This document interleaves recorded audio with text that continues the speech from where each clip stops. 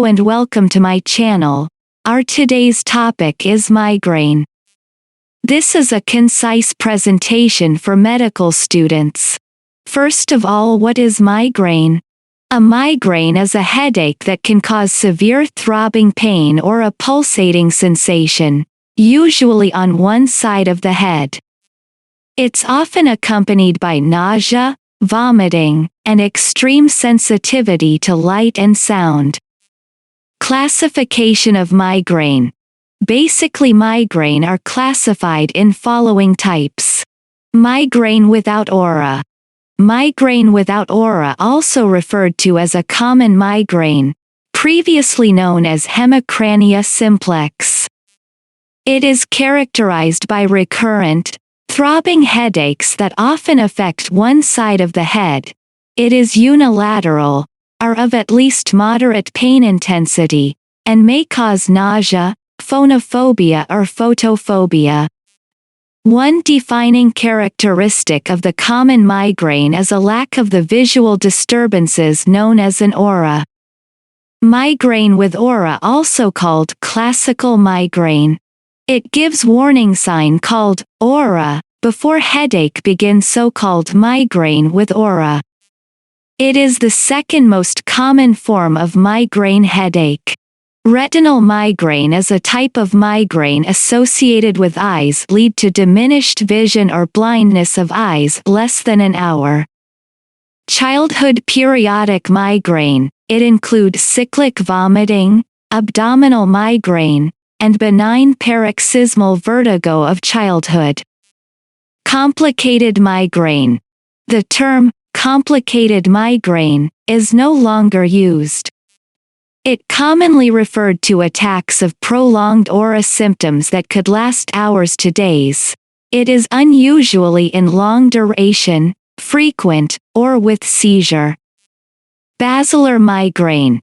Basilar migraine is an old term for what is now called migraine with brainstem aura. It is an occipital headache preceded by vertigo, diplopia, dysarthria and visual disturbance. Hemiplegic migraine. A hemiplegic migraine is a distinct condition in which motor weakness occurs.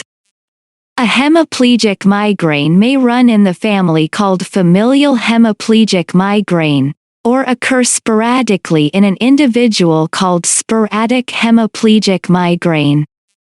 It is rare, autosomal dominant and prolonged headache lasting for hours or days. Vestibular migraine. Many people who experience migraine headaches may also have feelings of dizziness or vertigo. When a person experiences this repeatedly, they may have vestibular migraine. Catamenial migraine, also called menstrual migraine. It is well documented that migraine occurs nearly 3 times as often in women than in men, and is one of the top 5 most common disabling conditions in women. In over half these women, their headaches are strictly related to their menstrual cycle. Let's see the sign and symptoms. Mnemonic to remember is PET, in which P stand for pulsatile, E stand for episodic, and T stand for throbbing. Associated with nausea and vomiting. Sensitive to light and sound. Patient may see zigzag-like line.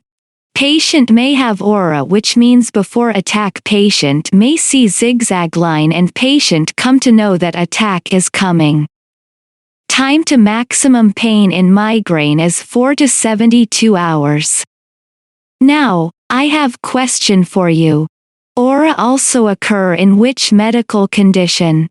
Pause this video and answer in comment section. I am waiting for your answer. The answer is partial seizure with secondary generalization. Now let's see the diagnostic criteria of migraine. There are 3 criteria to diagnosis the migraine. First criteria is repeated attack, episodic and pulsatile in nature. Second criteria is at least 2 of the following: unilateral headache, Bilateral can occurs but it's rare. Throbbing pain in nature. Pulsatile. Aggravation by movement. And it may be moderate to severe in intensity. And third criteria, at least one of the following: nausea and vomiting. Photophobia, and phonophobia. Just for knowledge. In which CNS condition photophobia is important? Drop your answer in comment section. The answer is meningitis. Triggers factor or risk factors are: family history.